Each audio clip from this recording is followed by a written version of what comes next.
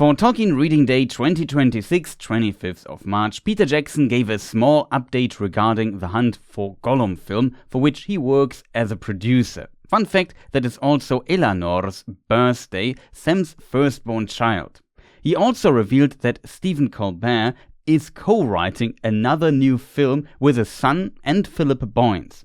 This news, which kind of sounds like an April Fool's Day announcement, I had not on my bingo card for sure.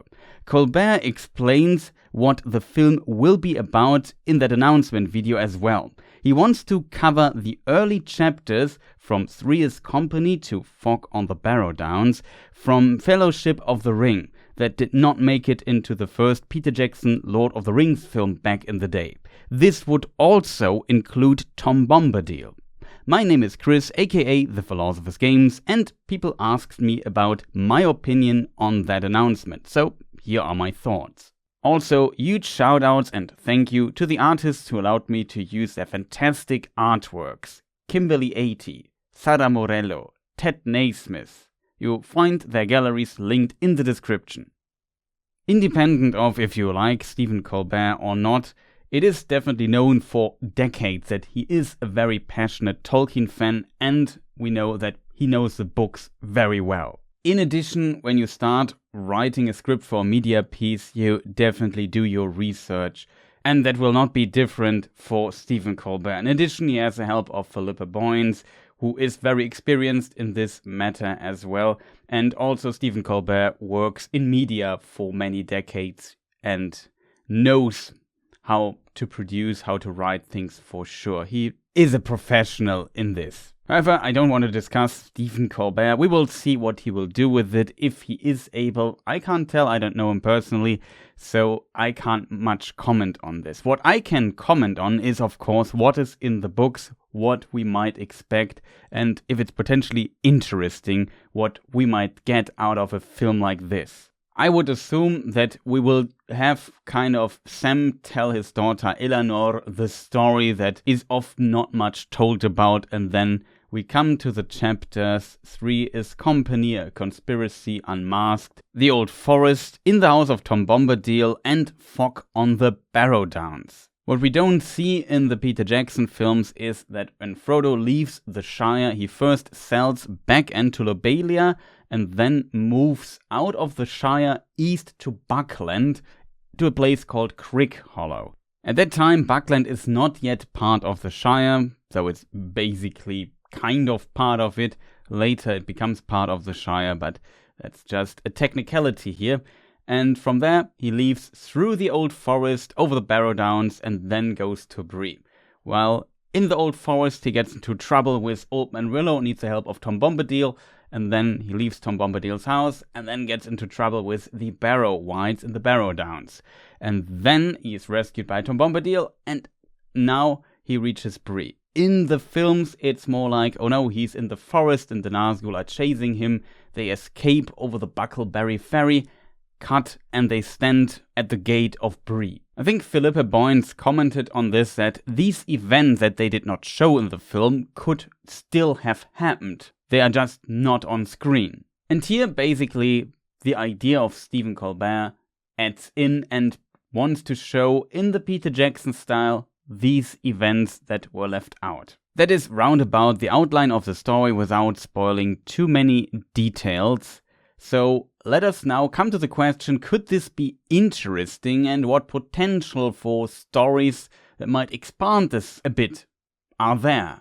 I think first of all we have to give up the idea that this story competes with the Lord of the Rings main story, which is big and epic with battles and so many characters and strong moments and so on and so forth. All the things we love Lord of the Rings for.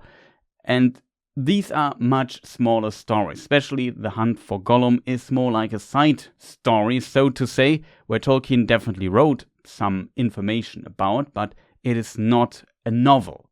Though you could argue this is different for these chapters because they are part of a novel, they are part of The Lord of the Rings, they are fully written chapters by Tolkien, so the material is there. And this, I guess, is kind of good news because they have a lot of dialogue and material they could actually borrow from the book, and that worked so well for the Lord of the Rings Peter Jackson adaptation. So I think that works better. But to be fair, these chapters are for many people not the most interesting chapters, so that is again more like a little side quest. We have this epic tale of the Lord of the Rings, and you can leave out these chapters without losing too much, to be honest. And now these chapters are retold. Maybe Sam tells them as said to his daughter Elanor. Interestingly, there are some cool details in these chapters, like the famous Tom Bombadil, but on the other side, these chapters don't help the overall story of the Lord of the Rings too much. The only thing we get out of them is basically the so-called Barrow blades, the blades or daggers that the 4 hobbits have. Okay, they only have 3. Frodo's is destroyed defending against the Witch King on Weathertop. But yeah, at the end of the Lord of the Rings, spoiler, Merry stabs the Witch King in his heel with one of those Barrow blades, which also destroys the Barrow blade, and then Eowyn can kill the Witch King as a result. So this is basically the only important thing for the main plot of the Lord of the Rings the hobbits get from these early chapters, so you can see why they were left out if you have a lot of time restriction. I think one of the main ingredients of these chapters is, of course, Tom Bombadil, and Peter Jackson said he did not really find a good way to implement him into the book. Some parts, Old Man Willow, for example, is referenced in the extended edition of his films in Two Towers, I think, when Merry and Pippin are in Fangorn. But beyond that, we find very little of Tom Bombadil and these chapters in the films. Tom Bombadil is also intended as an enigma. It is there to make you wonder and show you that in the world there more things exist than just the few things that are portrayed in Lord of the Rings. That is a trick Tolkien uses a lot, and many times when Tolkien uses this trick, he at some point started creating whole backstories for some stuff in the background. It is very fascinating, but not for Tom Bombadil. Here, he always kept it very vague what he can do, what his function is, and where he might come from. So he always remained this enigma in the books. Beyond Tom Bombadil, there is also the potential to explore the background story of the Barrow-downs a bit, which is connected to the war against Angmar, because once it was part of a kingdom called Cardolan, which fought together with Arthedain against Angmar. Here, they could already start establishing a bit of the background story of that. For example, in the chapter, we have Tom Bombadil find an old brooch in the Barrow-downs and comments on that it belonged to a fair lady once, and it can be assumed that she was a noble lady of the Dunedain that once lived in Cardolan. I think it is not clear what other films we might see in the future, but there are plans to make more films if those are successful.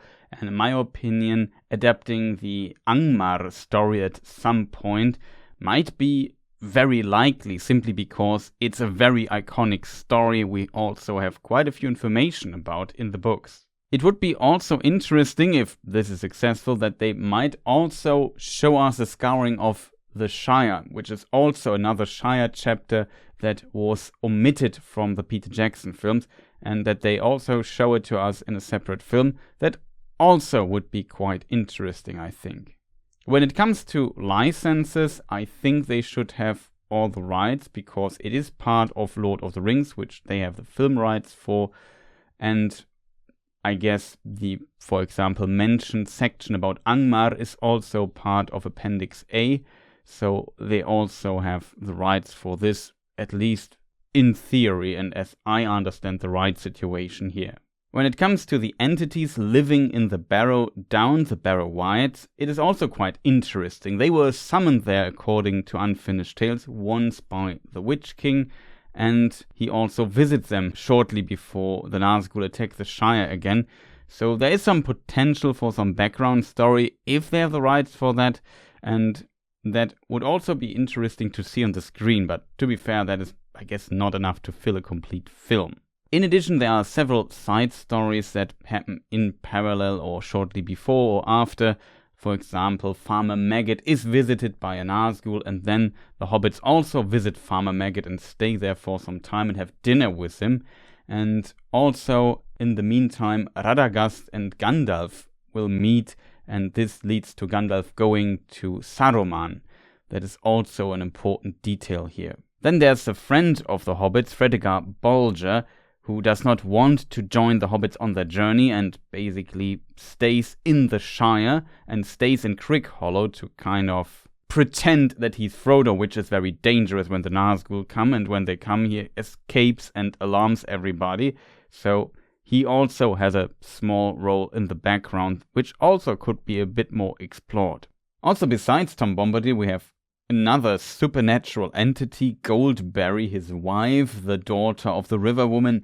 It's also hard to imagine how all the singing will go on and how this scene that has this dreamlike character in Tom Bombadil's house will play out in the end. I can't imagine this visually, but I'm very curious what approach they are choosing here and how they will solve these issues, because Peter Jackson back in the day thought, well, I can't find a way how to portray this. Also, we need an adequate portrayal of Fatty Lumpkin, the pony of Tom Bombadil. But in conclusion, I'm for more good Lord of the Rings movies, so I hope they will be good and that they will bring back this Lord of the Rings magic back to cinema. That would be great, and hopefully they have some success and they can build more good movies from there. There's still a lot of potential even in the Lord of the Rings appendices.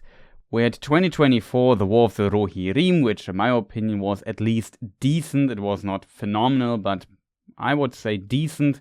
And there's still a lot of potential with the Kinstrives, the War of Angmar. There are a lot of the wars against the Corsairs of Umbar and so on. So there's tons of potential and interesting stories in the appendices which they could cover. And I hope they are successful and we get good movies. If now Stephen Colbert is the right choice as a writer or co-writer, it's hard to say. We will see when we see the movies.